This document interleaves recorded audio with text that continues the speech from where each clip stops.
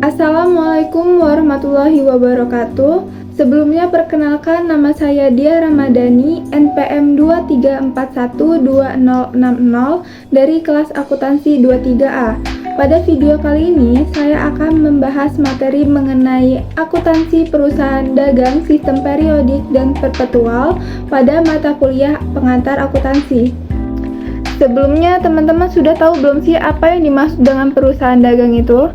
Jadi, perusahaan dagang adalah perusahaan yang kegiatan usahanya membeli barang dagangan dengan tujuan untuk dijual kembali, tanpa mengadakan perubahan bentuk. Barang ini dapat berupa barang konsumsi atau barang produksi dan bahan baku untuk produksi. Jadi, kegiatan perusahaan terutama adalah pembelian dan penjualan barang berwujud dengan spesifikasi atau berat, volume, atau ukuran fisik lainnya yang jelas.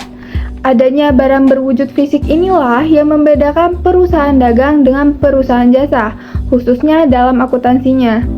Pembahasan perusahaan dagang menjadi khusus karena adanya barang dagangan yang menimbulkan pos beban operasi yang disebut sebagai harga pokok penjualan atau cost of goods sold, dan biasanya beban ini merupakan porsi yang cukup besar dibandingkan dengan seluruh beban yang terjadi.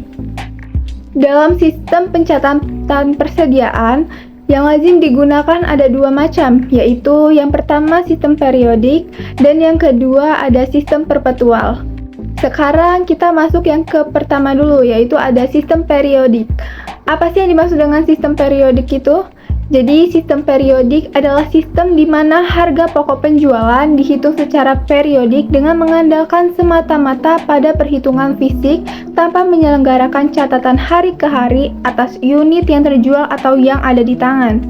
Sistem periodik ini digunakan untuk menentukan jumlah kuantitas persediaan barang dan dilakukan pada akhir periode akuntansi. Ciri-ciri pada sistem periodik yaitu yang pertama, pemasukan atau pengeluaran persediaan barang tidak dicatat dan tidak diperhitungkan dalam suatu catatan tertentu. Yang kedua, pembelian barang dicatat dengan mendebit rekening pembelian, bukan persediaan barang. Dan yang ketiga yaitu perhitungan persediaan akhir sekaligus digunakan untuk perhitungan harga pokok penjualan dengan menggunakan jurnal penyesuaian. Sistem periodik ini cukup sederhana dan mudah diterapkan, tetapi kurang baik untuk pengawasan persediaan karena kekurangan persediaan yang hilang tidak dapat dideteksi dan manajemen tidak memiliki alat untuk mengetahui jumlah persediaan setiap saat. Yang kedua ada sistem perpetual. Sistem persediaan perpetual ini adalah suatu sistem yang menyelenggarakan pencatatan terus-menerus dan menelusuri persediaan dan harga pokok penjualan atas dasar harian. Perkiraan persediaan didukung dalam kartu-kartu pembantu persediaan atau kartu persediaan.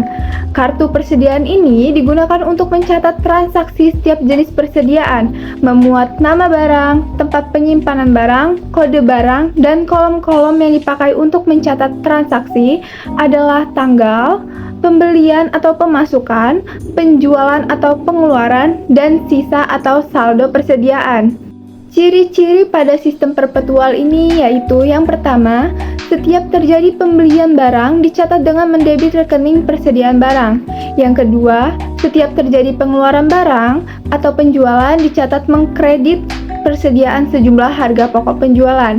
Dan yang ketiga yaitu setiap saat dapat diketahui jumlah kuantitas sisa atau saldo persediaan.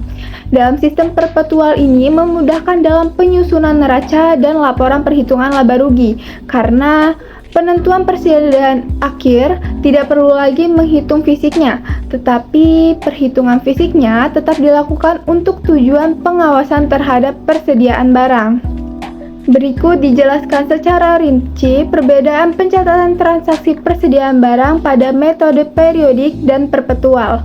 Metode penilaian persediaan. Terdapat 3 metode penilaian persediaan barang yang didasari oleh sifat barang, yaitu yang pertama ada first in first out atau FIFO. Metode FIFO adalah metode penilaian barang di mana persediaan barang yang pertama kali masuk yaitu barang yang keluar terlebih dahulu pertama kali. Metode FIFO ini biasanya digunakan terhadap barang yang memiliki fluktuasi tinggi, seperti contohnya bahan-bahan pokok. Yang kedua ada last in first out atau LIFO.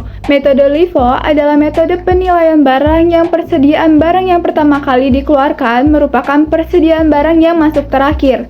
Dan yang ketiga yaitu ada metode average. Metode ini adalah metode penilaian persediaan barang yang membagi antara ketersediaan barang untuk dijual dengan jumlah barang yang tersedia.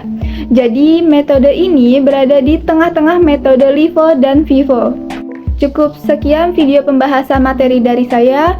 Semoga apa yang saya sampaikan dapat bermanfaat untuk kita semua. Mohon maaf apabila ada kesalahan. Saya ucapkan terima kasih. Wabillahi taufiq wal hidayah. Wassalamualaikum warahmatullahi wabarakatuh.